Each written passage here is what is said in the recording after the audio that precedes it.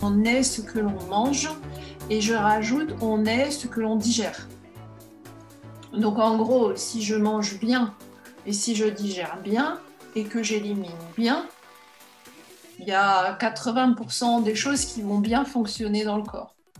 C'est la clé. Alors, on commence toujours par le système digestif. Pour résumer, je dis que le système digestif, c'est un long tuyau qui commence là, à la bouche, et qui finit là-bas, à l'anus. Et il y a différentes étapes, il y a différentes phases avec différentes fonctions. Mais tout ça, c'est le même tuyau. Donc, si par exemple quelqu'un souffre de constipation, peut-être que je vais aller travailler sur l'estomac. Parce que si l'estomac fait mal son boulot, le bol alimentaire ne va pas être digéré correctement et ça peut donner de la constipation. Ou peut-être je vais m'occuper du pancréas, ou peut-être je vais m'occuper de la vésicule biliaire, etc. Hein, on ne peut pas découper, c'est un ensemble. Voilà, en gros. Donc ça, c'est un schéma important à mémoriser. C'est assez simple. Il n'y aura pas d'interro écrite, vous inquiétez pas, mais voilà, ça vous donne une bonne idée de ce qui se passe. Donc la flore de la bouche, ça se travaille et ça se soigne aussi. Quand on a une flore de la bouche qui est perturbée, ça peut donner une mauvaise haleine qu'on appelle l'halitose, avec un H, halitose. Alors, si c'est qu'un problème de bouche et qu'un problème de flore de la bouche, on peut donner des probiotiques dans la bouche. C'est-à-dire qu'à ce moment-là, je fais ouvrir une capsule et je dis à la personne de la laisser fondre doucement, enfin de laisser fondre les probiotiques qui ont en général un bon goût, hein, c'est un goût de yaourt en gros, ou de levure. Donc vous les laissez sous la bouche. Dans l'idéal, ce que je fais faire, c'est que je dis aux gens de le faire avant d'aller se coucher, au moment où ils s'endorment. Coucou, petit garçon. Euh, et euh, et de s'endormir parce que comme ça peut rester longtemps. Plus ça va rester longtemps dans la bouche sans passer par l'estomac, plus ça va avoir un effet.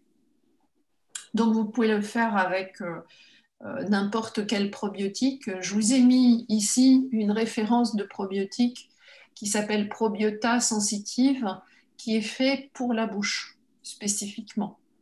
Je vous ai marqué le lien aussi pour commander ces produits parce que certains, on ne les trouve pas en magasin bio et celui-ci en particulier, on ne le trouve même pas sur les sites français, il faut aller sur un site anglais. Bon. Je suis toujours en train de chercher des probiotiques, je suis toujours en train de chercher des compléments alimentaires qui soient satisfaisants dans le sens où il faut qu'ils soient bien dosés et qu'ils n'aient pas d'excipients. Donc, ça peut évoluer au cours du temps et je vous tiens au courant de ça.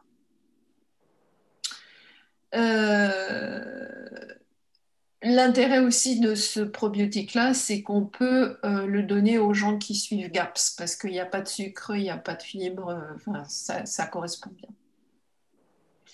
Ce que je fais aussi par rapport à la bouche, mais alors ça, vous allez m'entendre et me réentendre en parler, parce que c'est tellement devenu une répétition dans mes cours que on pourrait presque en faire une chanson.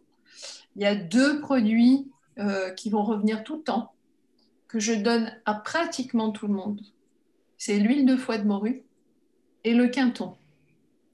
L'huile de foie de morue, pourquoi? Parce que c'est une huile donc animale qui est riche en vitamine A, en vitamine D, en vitamine E et en vitamine K2.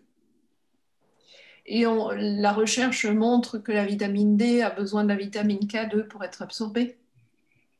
Et aussi que la vitamine A doit s'équilibrer à la vitamine D pour être absorbée et pour ne pas être toxique. Plus vous allez alcaliniser l'estomac, moins vous allez digérer. Ah oui. Mais oui, il faut que l'estomac reste acide. Après, il faut s'occuper des raisons, comme je vous l'ai dit, pour lesquelles ça remonte. Ça, c'est pas normal. Mais il ne faut pas stopper la fabrication naturelle de l'acidité par l'estomac. vous n'allez plus rien digérer. Ça va être de pire en pire. Et c'est souvent ce qui se passe avec les gens qui prennent des IPP. Quand ils comprennent ce que je leur explique et qu'ils veulent arrêter, ils ne digèrent plus. Et ils ont de plus en plus d'acidité qui remonte parce que le corps, il ne sait plus ce qu'il faut faire. Et ils ont un effet rebond en général.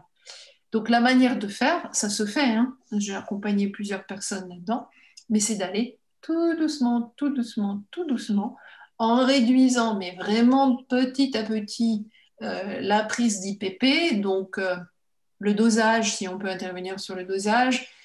S'ils prennent du 40 mg, on casse le truc en deux, ça fait du 20 mg. S'ils ne peuvent pas casser le truc en deux, on fait un jour sur deux. Il faut vraiment aller tout doucement en même temps que je les rééduque à manger correctement.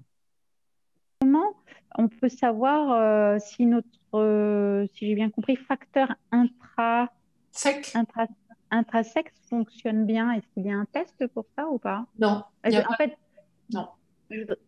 pour savoir en fait si j'absorbe bien la B12. Alors, il faut la tester, déjà, la B12, dans le sang. Et vous allez D'accord. avoir deux cas de figure, trois. Elle peut être basse, haute et normale. Euh, Si elle est basse, évidemment, il y a un manque, donc vous vous supplémentez. Si elle est normale, ça va. Si elle est haute, ça ne veut pas dire que vous en avez assez. Ça veut dire Ah, qu'il y en a trop dans le sang, donc que vous l'assimilez mal. D'accord? d'accord. Voilà. Alors, les normes des labos sont pas bonnes. Je vous apprendrai ça aussi dans mes cours. Euh, les normes des labos, en gros, elles sont faites pour détecter la maladie. Les normes des labos qu'on utilise, nous, en médecine naturelle, qu'on appelle la médecine fonctionnelle, parce qu'on veut que le corps il fonctionne de manière optimale, elles sont plus strictes, un peu différentes. Pas tous les marqueurs, mais certains marqueurs. La vitamine B12, c'est un des marqueurs très importants. Pour vous donner une idée, le labo Lambda, il va vous donner une fourchette de 200 à 900 Mhm. milligrammes par décilitre de sang. Et nous, en médecine fonctionnelle, on veut que ce soit entre 500 et 900. Voilà. Donc, si c'est entre 500 et 900, c'est bon. Si c'est en dessous de 500, vous êtes déficient. Et si c'est au-delà de 500, sans en prendre, parce que quand on en prend, on peut voir les taux monter. Donc, avant de vous tester, arrêtez une semaine, faites le test de sang. Et si c'est excessif, c'est que vous ne la fixez pas. D'accord. Excessif, c'est au-dessus de combien pour vous du Au-dessus de coup? 900. De 900. D'accord. J'ai juste une question. Comment on arrive à se désintoxiquer du sucre? Ah, ça, c'est une longue histoire. Ah, Ben oui, parce que c'est facile de dire de l'arrêter, mais c'est pas facile à faire.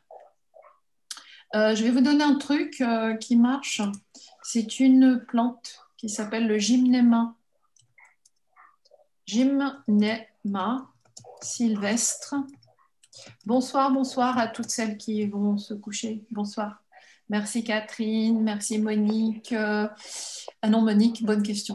Gymnema sylvestra, c'est une plante qui, quand on la met sur la langue, nous, comment on dit en français, nous empêche de goûter. Numbing, elle nomme nos elle papilles. endort. Elle Merci, oui, endort. elle les endort, voilà, c'est ça. Ouais. Hein, et donc, ça marche. Et la deuxième chose que je peux vous dire, c'est qu'il faut manger plus de gras et plus de protéines pour avoir moins envie de sucre. Personnellement, si je ne mange pas mes Ok. protéines à midi, j'ai envie de sucre dans l'après-midi. Ça loupe pas. Voilà. Et Donc, il y a la cannelle aussi qui peut être une bonne alternative pour un petit peu apaiser les envies de sucre aussi. c'est vrai, la cannelle, on me l'a dit il n'y a pas longtemps, justement dans un autre groupe. Et ouais, merci de préciser ça. Je ne l'ai pas utilisé, mais ça a l'air de marcher. Je vous dirai ça la prochaine fois. Voilà. Et en plus, la cannelle, elle fait baisser le taux de sucre, donc elle est intéressante. Et elle est antifongique, antibactérienne. C'est génial. Elle a tout pour plaire.